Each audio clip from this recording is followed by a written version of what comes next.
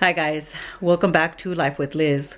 If you haven't already, make sure to subscribe to my channel, turn on your post notifications, that way you'll be notified every time your girl posts a new video. So I had to do an intro really quick to this video because I guess I just started talking, forgot all about the intro and didn't do one. So the video is to follow. Today is the day that my dad goes in to have his surgery. So I'm going to take you along with us throughout our day and you'll see everything that happens. So stay tuned. Good morning, guys. I'm up. Well, I've been up. I sent Gabby to school. Art will be here to get Gabby off the bus today. But my dad left this morning at 4 o'clock. My sister took him. And now my mom and I are going to head to... They just took my dad back a few minutes ago. It'll take about 3 hours, is what they said. So I'm going to go pick up my mom right now. And we're going to head to Bakersfield. We're going to take our time getting there because the weather is ugly. So I do want to make sure that we have plenty of time and we're not in any hurry. We're not in any hurry whatsoever. And that way my mom doesn't get nervous, because my mom is already super nervous about the surgery and even the aftercare. She's nervous about the aftercare because my dad is at high risk for having a stroke, and my mom is really nervous about that. So I was very, very adamant yesterday about her and my dad listening to the post-op instructions and whatever the doctor says for them to go by it. I told her my dad cannot be going outside. He cannot do anything. He cannot lift anything. He, for a week, he can't even go outside because of the steps that they have outside of their house to come in and out. The steps would be too much for my dad right now, so he cannot. Sorry, there's a big puddle here and I'm trying to close the gate. So he cannot be going up and down the steps because he can open that wound up. So he didn't listen very well the first time with the first procedure. So I'm hoping that he listens with the second procedure. And I hope I don't get copyrighted for that music. I didn't even realize it was on until just now, so I may get copyrighted for that. Alright, so I'm on my way to pick up my mom, and that way we can head to the hospital. But because my sister did text me and say, you know, they took him back, but to take our time because they're not going to let us in until he gets a room. So since it will take 3 hours, I'm going to see if she wants to go grab something to eat first. Get her some breakfast or whatever she wants. Maybe even just coffee if she just wants coffee for now. And then that way we can kill some time. But I'm on my way to her house. I'm going to have to switch out the cars. And unless she wants to go in my car, which would be easier, but whatever she wants to do, I'm headed that way, and I'll see you guys there. Alright guys, so I am here at my mom's. I just switched out the cars, getting into my mom and dad's truck. My eye's still swollen. I don't know if you guys can tell, but I can definitely feel it. It feels like I'm frowning on this side. I mean, I know my eye have, what are they called? I forgot what they're called. Anyway, but this one's even worse and swollen. But my mom's already in the car. We're gonna start heading that way. I gotta empty out my pockets. I forgot. I have the beanie that I gave my dad a beanie yesterday, and he didn't use it after all. He said it looks funny, so he didn't use it after all. So, putting that in my purse. Oh, my keys. I'll put my keys in my purse. Sorry guys. But I got my battery in my purse. You got everything in there. All right. And then, Mom dijo Maribel que iban a durar 3 horas. Ay, she's mad. 3 horas para hacerle la cirugía. Sí. So, ¿quieres ir a almorzar primero? No, ya sé cómo sea. Ok, pues tú dime dónde quieres ir y yo te llevo. ¿Sabes, Lisa? Ok, está bien, pero... Aunque sea nomás si quieres tomarte una tacita de Ni hambre tengo. Ok, pues quieres si quieres nomás tomar una taza de café. Ok, pues vámonos. Okay, all right, guys. So we're outie. We'll see you there. Hey guys, so we did go to the hospital and they wouldn't let us in because my dad doesn't have a room yet. So I told my mom for us to go grab something to eat first, but she insisted on going to the hospital. We got down, went up to the not registration, but like where the guard is at, and they said, yeah, not even to go into the cafeteria. They wouldn't let us go in. Not until he has a room will they let us in. So we ended up coming to 24th Street Cafe to get some coffee, which is what my original plan was, but you know, whatever she says I'm gonna do. She's super nervous too. She's really nervous. So I just wanted to ease her mind, and so we went, we tried it, it didn't happen. It's okay. Now we're having some coffee. She's gonna have some coffee, and I told her to get something. She said she's not hungry, but something light at least. So we ordered some food. It should be coming out, so we shall see. Alright guys, my mom ended up getting a spinach basil salad. This one or and it's not a little salad, it's a salad. And I got the huevo rancheros. They came with beans, some guac, some hash browns, and biscuit and gravy. ¿Cómo está tu salad, Ama? Sí.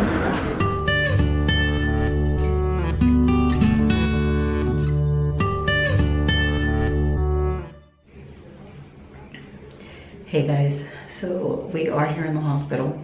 My dad did have his procedure. He is out. For the most part, the procedure went very well. The only thing was that my dad's heart rate was really, really low.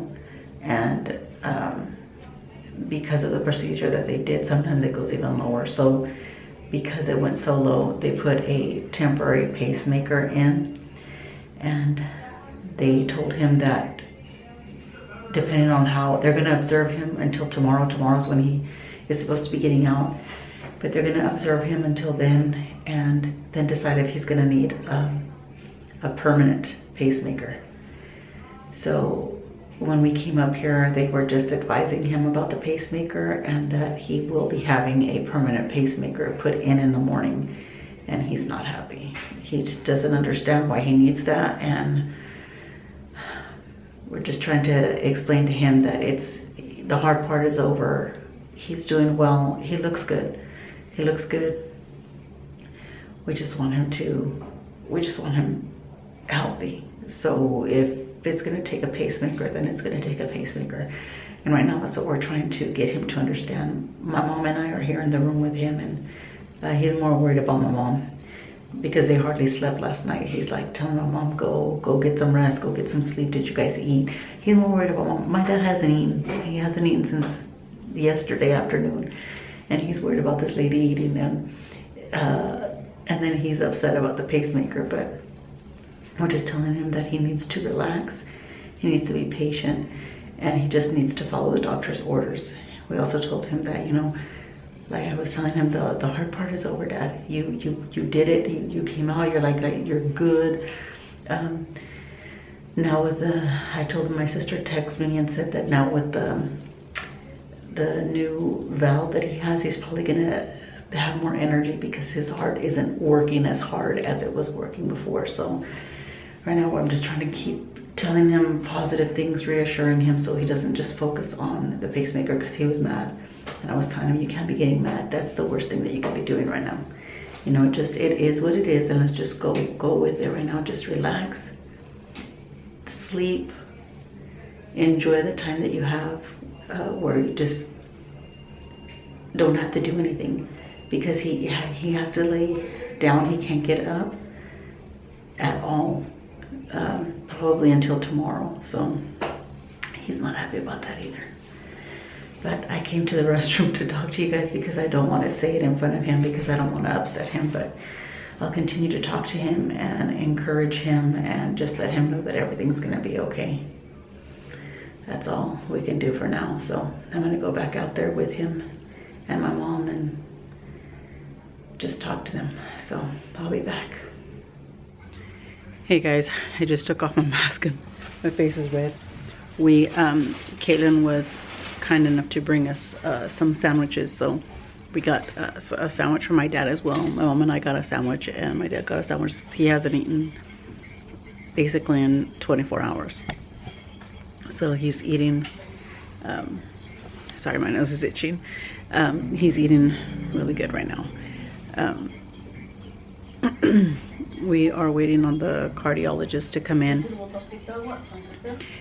to explain more of the process, but one of the doctors did come in, and the reason why they're doing the pacemaker is because once they performed the procedure and they took all the monitors and everything off of him and tried to see, you know, how the heart was going to work, or, you know, just to see, make sure that it's working properly, his heart stopped. It stopped beating for probably like 10 seconds, and then they just switched the pacemaker on. They were prepared for all of that, thank God. But yeah, so he will need to keep the pacemaker on. But he was not happy about it at first, but then after the doctor came in and explained, you know, the situation and what had happened, I explained it to them. They're good with it, and I told my dad, you know, better safe than sorry, Dad. It's not going to hurt anything for you to have it on. It just helps, you know, your heart beat. That's it. That's all it's going to do. So if that's the case, then he will be staying here another day, because that's another procedure that they're going to have to do for him. So Caitlin brought me ham and baby Swiss from Sequoia sandwich shop. I already took a quick bite, so that's my sandwich, and it's delicious. But I'm gonna eat really quick. I'm hoping that after this, my mom will take a little nap because she didn't sleep much last night, so I'm hoping that she'll relax a little bit and take a nap. Finish eating, I'll be back.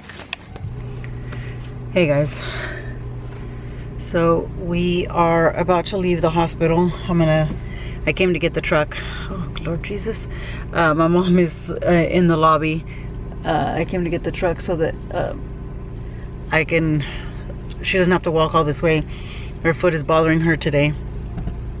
She did a lot of walking, but they won't let us stay with my dad, so we're gonna head home and then come back in the morning. He was doing really good. He's in better spirits. He was joking around, so it was easier to leave with him feeling better. But I'm gonna go around and go pick up my mom, and I'll be back. The next day. Good morning, guys. So obviously my dad is still in the hospital, and we're on our way over there. He should be having his procedure this morning. I don't know if they're gonna end up kicking us out once he has his procedure, and whether they'll be putting him back in the same room, which I'm hoping that they do, because he has his own, you know, a single room. There's no one else in there with him, so that way me and my mom can stay there with him, you know, until it's time to go. But he was really nervous, so that's why I was just waiting to send the girls off to school so I can go and pick up my mom and we can head out there. The only thing is that my dad does have a prescription that needs to be picked up, so I'm gonna go and do that. And then we're also, so that we don't have to leave the hospital because parking is so limited, we're gonna go ahead and pick up some sandwiches so that we can have stuff there to eat if and when we get hungry. We'll just, you know, grab, we can just get our sandwiches, have our sandwiches there in the room, and and we can eat. Let me set this up here. All right, so No. I left my phone in the house. Dang it. Let me park this thing right. And I gotta go back in the house. Dang it. I mean, it's a good thing my watch lets me know. But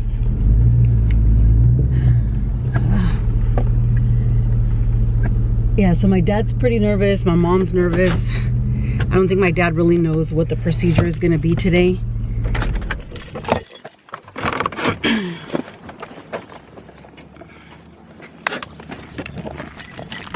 So when I get there, I'm sure I'll have to explain to him what's going on.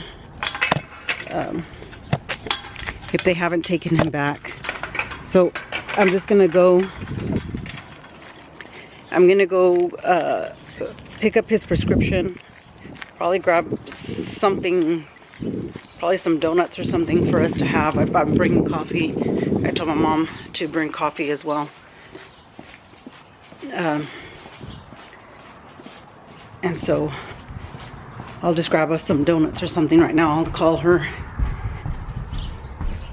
and ask her if there's anything specific that she wants. Oh my God, I've been so absent-minded lately. All right, so went back in, grabbed my phone, and now off to my mom's.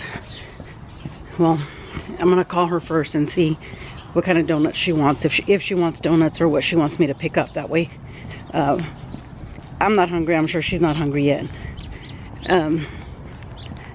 They don't eat breakfast till about 9, so I'm sure she's not hungry yet. But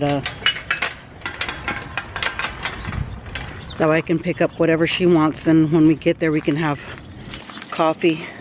I'll ask her if she wants me to pick up coffee. Well, I don't even know if my dad can have coffee, because they did tell us yesterday nothing caffeinated at all.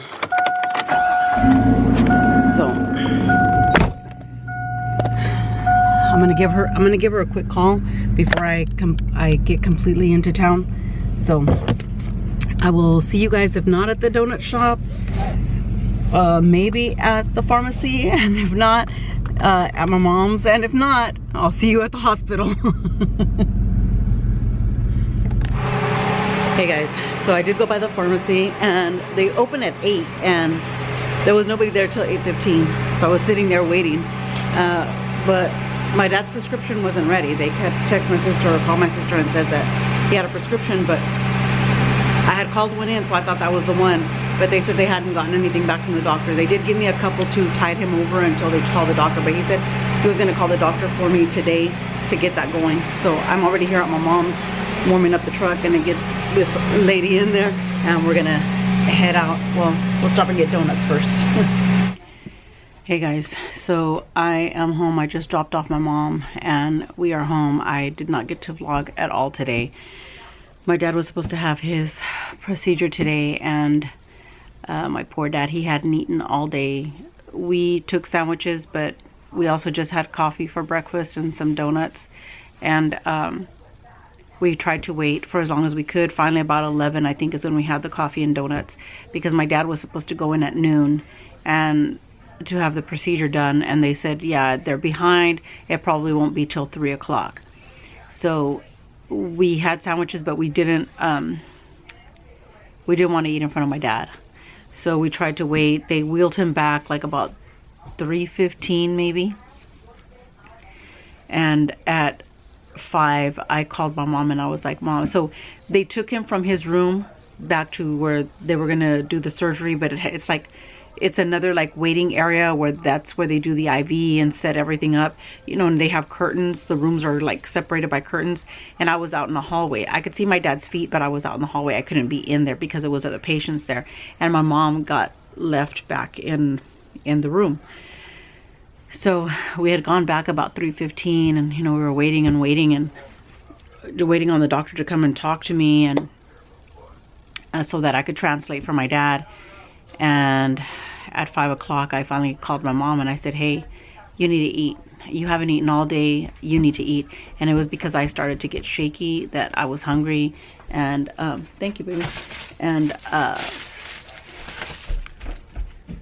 that's why I was like, if I'm feeling like this, my mom's got to be feeling like that. So I was like, we're not there, just go ahead and eat. I'll eat when I get back. It was after 6 o'clock when the doctor finally came in, and he had a couple of procedures that went over. There was complications, and he said that he was exhausted. It was up to us if we wanted to continue with the surgery or wait until tomorrow morning. I opted for tomorrow morning. I said, no, you know, you can do it tomorrow. And I told my dad, I said, Dad, he's really tired. I'm telling him to wait until tomorrow. And my dad was like, yeah, no. And then my dad was like, so can I eat? My dad was starving. No IV, no nothing. He had just been like that all day. So they took him back to the room, and the other doctor, the one that you know admitted him, the admitting doctor, he met us in the elevator and he walked us all the way to the room, had already ordered some food for him. And so when we got back to the room, we got him situated. It's like, boom, there's the food. So as soon as he ate, I went down and got something to drink. My mom ate with nothing to drink because, you know, the cafeteria is downstairs, and my mom can't walk. Like, she'll get lost, one, and two, she needs her walker to be walking, you know, that far.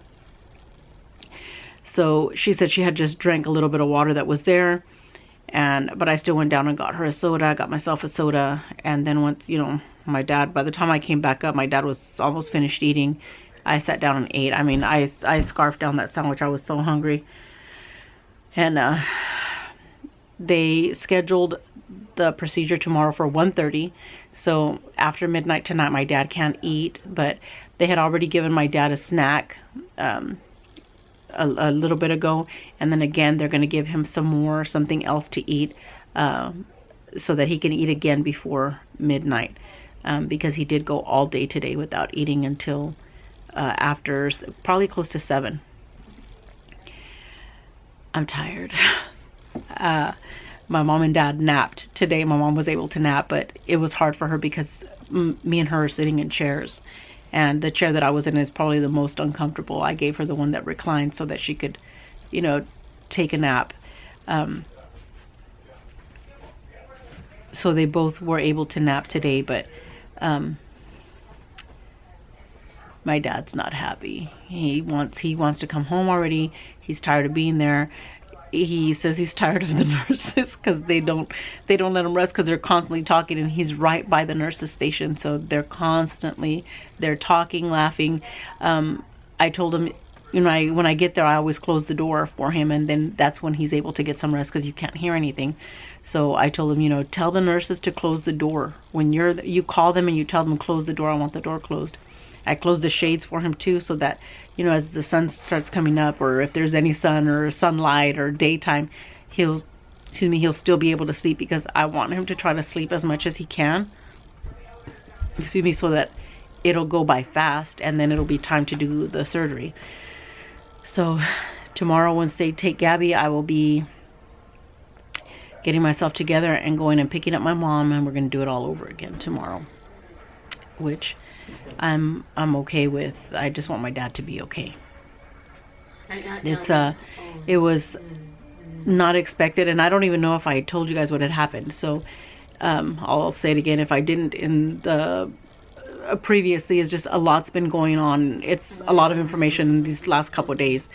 So he was supposed to go in to just have an aortic valve replacement, and they went in, and once they did it, so they hook his heart up to all kinds of things, precautionary, just to make sure. So once they started taking him off of all the monitors and the aids to help him, like, you know, breathe, his heart to be beating, all that stuff, and it's typical that it can happen, my dad's heart stopped beating. It stopped beating, and after 10 seconds the doctor said nope, turned on the temporary pacemaker that they had attached to him. And so that's been, and I think I did say it, but I've talked to so many people, my brothers, my sisters, you know, Art, my daughters. So it's you know, a lot of information being transferred. I don't remember who I told what to. So if this is if I'm saying it again, I do apologize. It stopped beating. They turned that on. Then they put it at the pacemaker to be at 60 beats per minute, and that's exactly how it's been since they did the procedure yesterday. Was it yesterday? Yeah, yesterday. And then they did the procedure yesterday. They went in today and they did an ultrasound to see how the aortic valve was functioning, how the heart's functioning, if there's any leaks or anything like that. The aortic valve is perfect. No leaks, no nothing. It's great. And it is tissue. It is not mechanical, which is what we wanted. We wanted tissue, not mechanical, because with a mechanical valve, he would have to be on blood thinners for the rest of his life. With the tissue valve, he'll be on blood thinners just for a little bit till all of that heals, and then they'll go ahead and take him off of the blood thinners. But my sister works at that hospital, and so she gets a lot of information, and she says that she told my dad, I don't know if she told him it was a cow or bull tissue that was from a heart that was put in him. And I thought it was cow from what, you know, I understood. And my mom and dad were talking, and my dad's telling my mom, yeah, it's the tissue, the valve that they put in me is from a bull. And then my mom, you guys wonder where I get my sense of humor? My dad's stitched up. My dad can't move his legs. He has to lay flat right now. He can't even sit up because of he's got an incision in both sides of his groin. And so they're still joking around. So my mom says, oh, well, hopefully you don't start snorting when you want coffee in the morning. And my dad said, no, I'll just start bucking and kicking you. Oh my gosh, these people. But he was upset, but he let, you know, when we left, you know, I was just talking to him and telling him, like, Dad, this is for the best. You know, I know you wanted to get this over with today, because he was like, golly, man, two more days. I'm going to be here for 2 more days. And I was like, Dad, like, let's look at the positive. One, you didn't need open heart surgery, which that's a blessing in itself, you know. You don't have to recuperate from that. It's some incisions, yes. Is it going to be sore? Yes. So what they're going to do is they're going to go in through his arm. So that arm, he will have to, for 6 weeks, for about 6 weeks, he's going to have to, he can't lift it up. So it'll have to be, you know, in a down position, because if he lifts it, he can pull the wiring that's connected to the pacemaker. So that has to scar in there first, so that then he'll be able to lift his arm. So I was just explaining everything to him and just telling him, like, this is for the best, Dad. This is what's going to help you. I know this is not what we had planned on, but this is what's helping you. Because when they wheeled him down or whatever, I did overhear one of the nurses tell the doctor, yeah, because he was asking, you know, the battery and everything on this is great, is good. And she was like, yeah, everything's perfect. And then she goes, if it wasn't, we'd have an issue, because he's completely dependent on the pacemaker. So I did not tell my dad that, not yet, because he was already mad. First he was mad because he had to have the pacemaker. Then he was mad because he was hungry.